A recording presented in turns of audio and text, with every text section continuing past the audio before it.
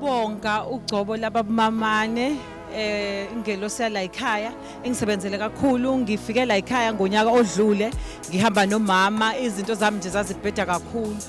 Ngaqala ngasebenzisa ama-products ala ekhaya, ngathi ngabuya kwaze kwabe kathathu umprofethi ethi angibuye ngiphinde ngizosebenzisa okunye, aphinde ngibuye waze washo ukuthi hayi into zakho enkulu kuzomela uzowamukela ugcobo lakho. Ngafika la ekhaya kuyisonto, kwenzeka imanga abazalwane ngendlela yokuthi ngavuka phambili ngingakaze ngiyitshela ukuthi kuyokwenzeka. From lo nyaka uqala ngathola ibhasari emsebenzini. I was the only one who's been selected ukuthi ngithole ibhasari and ngiphasa kahle kakhulu with distinctions namangazi bazalwane, kodwa ngiphakamisa ingelosi yala ekhaya. Emva kwalokho kuwona futhi lo nyaka ngafonela kwathiwa nonto kuneposition ekulindile, apply ngakusasa interview.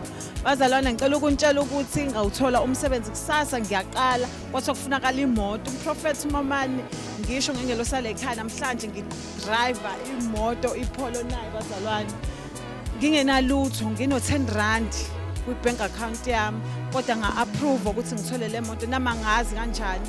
Kepha ngibonga ibhubesi elinamandla laleli khaya, ngithi gulukudu konke kuyenzeka, makudede ubumnyama kuvela ukhaya.